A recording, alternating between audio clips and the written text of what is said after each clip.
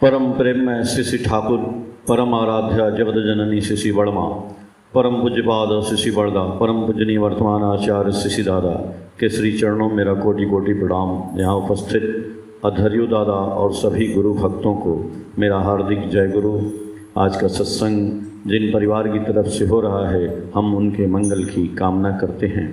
अभी आज सत्यानुसरण में घोषदा ने एक प्रसंग पढ़ा ठाकुर जी का, कि ठाकुर जी स्वयं अपने हाथों से लिखे हैं कि तुम सत या गुरु में अपने चित्त को संलग्न करके आत्मोन्नयन में यत्नवान रहो। तुम्हारे विषय में कोई क्या कहता है इसके चक्कर में मत पड़ो, अन्यथा सब कुछ गड़बड़ा जाएगा। हाँ, मतलब बाधक हो जाएगा। तो हमने दीक्षा लिया है तो हम गुरु जी से युक्त हैं, तो सही बात है। हम ऐसी बात नहीं है कि आपके विषय में लोग नहीं बोलेंगे, बहुत लोग बोलेंगे, लेकिन हमारा यदि मन गुरु में लगा है, सत्य में लगा है, तो हमको बीच में जितनी भी बाधाएं आएंगी उन बाधाओं को पार करना पड़ेगा। और उन बाधाओं को पार करने का बहुत ही जो उपाय है ना, उस उपाय में, उसके जड़ में यदि हम जाएं तो हमने ठाकुर जी का नाम तो ले लिया, ध्यान भी करते हैं, नाम भी करते हैं, लेकिन ये क्या नाम, ध्यान, भजन, साधन, संध्या, ये क्या हमारा चल रहा है? क्या ये हो रहा है? ठाकुर जी की वाणी है ना कि इष्ट नशा की डोरी धरकर डूब गए तल अचल तल में, अमूल्य रतन धन संग्रह कर ले सत्ता डोले स्वस्ति दल में। इष्ट नशा की डोरी धरकर, मतलब ये जो साधन, भजन, संध्या, नाम, ध्यान, यही तो इष्ट का नशा है हमारा। तो इसको हमने पकड़ लिया और उसमें हम डूब गए, तभी हमारे पास अमूल्य रत्न धन संग्रह होगा। अमूल्य रत्न धन का मतलब, हम लोग जैसे धन की बात करते हैं तो रुपया पैसा यही सब धन की बात आ जाती है। नहीं, ये धन नहीं है। ठाकुर जी तो बोले ही कि आप अर्थमान के चक्कर में पड़ेंगे तो कुछ नहीं आने वाला है, लेकिन जिस दिन हमारे चक्कर में पड़ जाएंगे तो अर्थमान सब आएगा। देखिए, ठाकुर जी के को लेके जो लोग चल रहे हैं, वास्तव में मैंने देखा है, उनको आप देखेंगे तो उनके पास कुछ नहीं है। आदमी जब बहुत पैसा कमा लेता है, खूब पैसा, सब कुछ से परिपूर्ण हो जाता है, तो अंत में वो क्या चाहता है? अंत में चाहता है कि हमको लोग जाने, हमारा नाम हो, हमारा यश हो, हमारा गुणगान हो। ये बाद में लोग चाहते हैं, सब कुछ होने के बाद। लेकिन हम देखते हैं कि जो लोग ठाकुर जी से जुड़े हैं, जिनके पास कुछ नहीं है, केवल ठाकुर ही उनकी धन संपदा है, उनको मैं देखता हूं कि उनका पहले नाम है, यश है, गुणगान है। आज भी देखिए, उनके पास जाएंगे तो कुछ नहीं मिलेगा, घर में भी नहीं मिलेगा, कुछ नहीं मिलेगा, लेकिन उनको जानने वाली दुनिया है। उनको ले जाने वाले लोग हवाई जहाज से ले जाते हैं कि ठाकुर जी की बात आप बोलने के लिए चलिए। तो जो चीज बाद में मिलनी है वो ठाकुर जी को पकड़ने से वो पहले आपको मिलना शुरू हो जाता है, जिसको हम लोग सोचते हैं कि अरे ये तो कोई बड़ी चीज है नहीं, ये तो हमको तो हीरा मिलता, मोती मिलता। अरे भाई, ये सब जो है ये भी हीरा मोती से कम थोड़ी है। हीरा मोती से हम नाम यश नहीं खरीद सकते हैं, लेकिन नाम यश से हीरा मोती जरूर मिलेगा, ये निश्चित है। हो सकता है एक दिन हीरा मोती आपके पीछे आने लगेगा। आदमी हवाई जहाज से जा रहा है, उसको बुलवाने के लिए तो हीरा मोती न है, पैसा, वो भी तो पैसा दे रहा है। और यही बात है कि जब हम गुरु में के चित्त में, गुरु में जब हमारा चित्त लग जाएगा, तब इसकी वैल्यू हमको नहीं रहेगी। हम गुरु जी को पकड़े हैं, लेकिन हमारा दिमाग आज भी धन की तरफ है, आज भी मकान की तरफ है, आज भी बच्चे की तरफ है, आज भी जीवन में ये खाने की तरफ है, लोभ की तरफ है, कपड़े की तरफ है, धंधे की तरफ है। तो गुरुजी में कैसे आपका मन चित्त संलग्न हुआ? नहीं हुआ। इसका मेन रीजन जो हमको समझ में आया, वो भी है, बहुत से रीजन हैं, लेकिन आज हम एक रीजन की चर्चा करेंगे जिसमें सबसे मेन रीजन आता है हमारा भोजन। हमारा भोजन, यदि हम इस पेट में, ठाकुर जी बोले ना कि ये दुनिया में इतने यंत्र बने हैं, इसमें सबसे बड़ा यंत्र जानते हैं कौन सा है? ये मनुष्य का शरीर। बोले इस शरीर को तेल देकर घस कर माज कर सही करना है। तो इस शरीर से ही देखिए सारा कुछ मिलेगा। तो इस शरीर में हम इसको स्वस्थ रखना चाहते हैं, लेकिन स्वस्थ रखते नहीं हैं, इसको हम अस्वस्थ करते हैं। क्या करके? बहुत ढेर सारा खाना खा लो। एक तो सात्विक भोजन करने की बात ठाकुर जी बोले, तो सात्विक भोजन में भी ये नहीं है कि यहां तक भर लें। सात्विक भोजन भी थोड़ा सा करना है।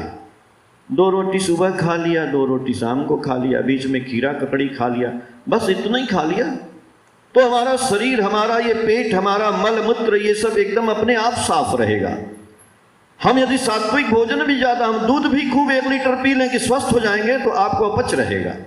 दूध भी उतना ही पीना है जितना आपको पच सके, कोई जरूरी नहीं है, क्योंकि ये सब हमारे साधन भजन में बाधा पैदा करते हैं। ऐसे ठाकुर जी ने तो इतनी वाणियाँ दी, और उन वाणियों में ठाकुर जी ने अनुसूत्री ग्रंथ में जो स्वास्थ्य और सदाचार के ऊपर वाणियाँ दी हैं, उसमें से हम कुछ वाणियों को बताते हैं कि ठाकुर जी पहले बोले, हम लोगों को सावधान किए खाने के लिए।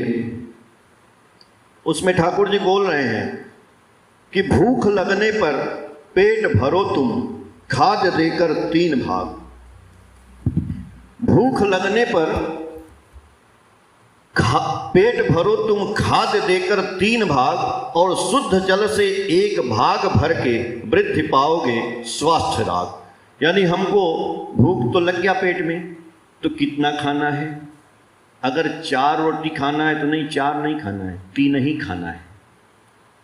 1 भाग पानी भरना है, नहीं तो हमारे पेट में अपच रहेगा, डेकार आएगा, गैस आएगी, तो हम जब नाम ध्यान करने बैठेंगे, न नाम होगा न ध्यान होगा, ठाकुर जी की का कामे नहीं होगा। तो एक तो खाने की बात में कैसे खाना है, और ठाकुर जी बोले कि कैसा खाना बनाना है।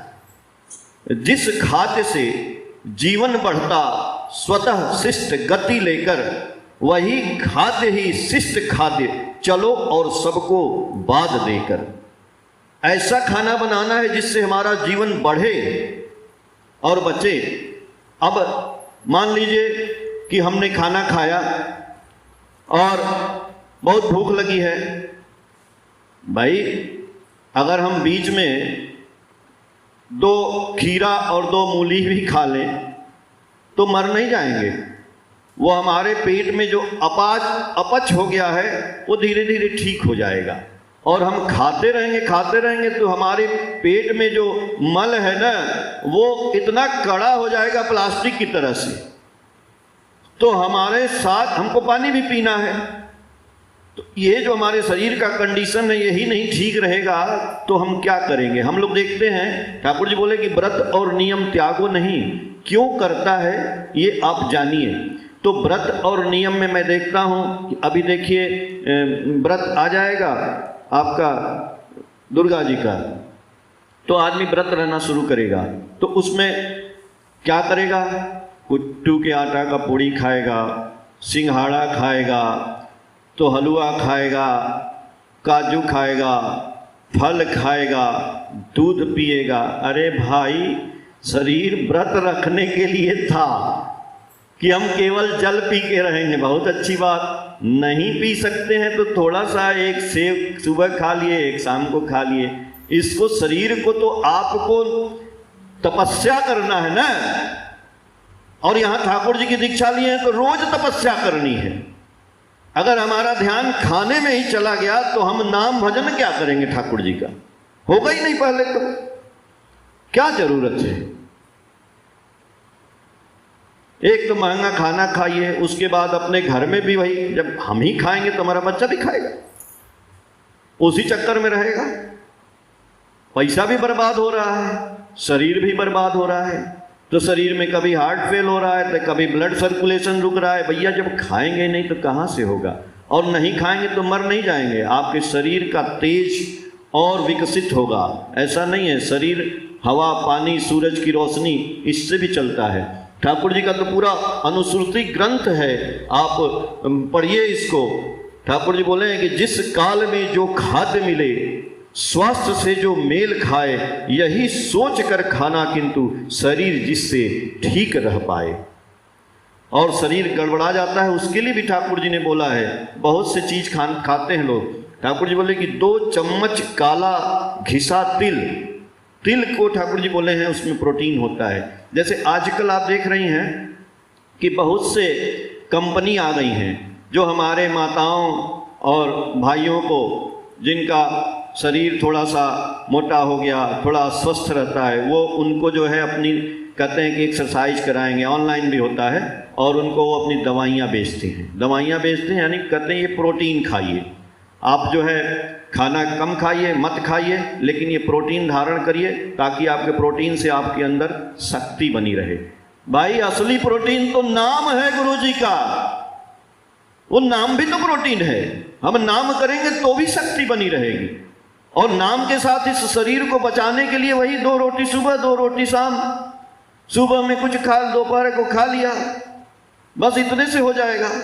लेकिन वो जो है कंपनी कहती है कि नहीं प्रोटीन खाओ। अब 2,500 3,000 का महीने का लोग हमेशा ले रहे हैं, एक्सरसाइज कर रहे हैं। अब गुरु जी के यहाँ तो फ्री में मिल रहा है, लेकिन फिर भी गुरु जी बोले बहुत चीज़ के बारे में बताए कि किस किस चीज़ में प्रोटीन है, वही खा लीजिए। तो ठाकुर जी बोले कि 2 चम्मच काला घिसा तिल, काला घिसा तिल देकर भात पकाना तुम। चावल जब पकाते हैं तो उसमें काला तिल डाल दीजिए, घिसा तिल। खाने से स्वास्थ्य की चमक बढ़ेगी, रसोई काल में इसे नहीं भुलाना तुम। लेकिन हम लोग डाले हैं कभी चावल में? नहीं डालते हैं। ठाकुर जी की बातें नहीं पढ़ते हैं।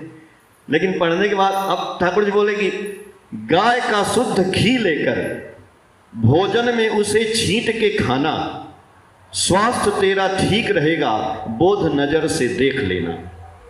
गाय का शुद्ध घी लेकर के अपने भोजन में बोल रहे हैं कि डाल करके खाइए तो भी आपका स्वास्थ्य ठीक रहेगा। और बोल रहे हैं आप दही खाते हैं? हम लोग भी दही खाते हैं। बोले खट्टा दही फिर भी अच्छा, रावा गुड़ में खाओ यदि, अनेक बलाई को दूर करता प्राचीन नीति है खट्टा दही। खट्टा दही को रवा गुड़, जो पिसा हुआ गुड़ है, उसके साथ खाने से अनेक रोग बलाई दूर हो जाता है। और बोल रहे हैं ठाकुर जी कि भोजन के शेष काल में खाओ यदि खट्टा नमकीन, अनेक आपद कटेगा उससे, जाने अनेक चतुर प्रवीण। खट्टा नमकीन भी खाने को बोल रहे हैं भोजन के शेष काल में, बाद में। और बोल रहे हैं ठाकुर जी थोड़ी सी पुरानी इमली, ये बहुत अच्छा है, इसको आप याद कर लीजिए। थोड़ी सी पुरानी इमली और थोड़ा सा रवा गुड़ नमक के साथ खा के देखो, स्वास्थ्य रहता कितना मधुर। ये तो हम लोग अपने घर में बना के रख सकते हैं। थोड़ी सी पुरानी इमली और गुड़ में मिला लीजिए और उसमें थोड़ा सा नमक मिला लीजिए, जो पाचक खरीदते हैं आप लोग, और उसको खाइए। बोल रहे हैं खाने में आपका स्वास्थ्य बहुत अच्छा रहेगा। सुस्त सिद्ध खाद्य खाना, अल्प में पुष्टि हो जिससे, तृप्तिपूर्ण सहज पाच्य होता उससे। ये सब बहुत सी वाणियां हैं जो सारा तो हम नहीं बता सकते हैं, लेकिन हाँ कुछ कुछ जो हम लोगों का, और ठाकुर जी जो हम लोगों को सावधान किए हैं स्वास्थ्य के प्रति। हमारा स्वास्थ्य यदि ठीक नहीं रहेगा तो हम जो है उससे आगे, यदि शरीर नहीं ठीक रहेगा तो नाम भजन नहीं होगा। तो हम जो कपड़ा उपड़ा पहनते हैं उसके बारे में भी हम आज बता दें आपको कि ठाकुर जी बोले कि अन्य का छोड़ा गमछा कपड़ा, बिछौना तकिया चादर, व्यवहार करना नहीं समीचीन, संभव स्वास्थ्य होता ही क्षीण, इन सब का व्यवहार स्वास्थ्य का करता अपकार, चुन के चलना सब उससे रिहाई पाओगे अनेक दुर्दशा से। जो हम लोग जा करके कहीं भी किसी के बिछौना पर बैठ जाते हैं, किसी के तकिया पे सो जाते हैं, किसी का चदरा ओढ़ लेते हैं, ये सब ठाकुर जी मना कर रहे हैं। इसलिए हम जाते तो हैं, कितने लोगों के घर में जगह नहीं है, वो कहते हैं नहीं इसी में बैठिए, बैठना तो पड़ता ही है, लेकिन जहाँ तक हो सके कि हमको ऐसा करना है कि यूज वो सब नहीं करना है, अन्य का छोड़ा गमछा और ये सब तकिया चादर। इसलिए ठाकुर जी कह रहे हैं कि सुबह सुबह हमको उठना भी है। सूर्य का आलोक आता जब उसके साथ ही सैया त्याग, जैसे सूरज निकले उसके पहले हमको जो है अपना बिछौना त्याग देना है, करके करना वह सब कर्म जिससे सुख स्वास्थ्य पाओ। और एक बता देते हैं, ओरे पागल ओरे बेवकूफ श्रीहीन बुद्धिमान खटे खुटे कितना ही किया अर्थ की खोज में व्यर्थ प्राण। वही जो पैसे वाली मैं बात बता रहा था, अर्थ की खोज में व्यर्थ प्राण जा रहा है हमारा। जीवन को तू पहले देख, पहले शरीर नहीं रहेगा तो पैसा रुपया कमा के क्या करेंगे।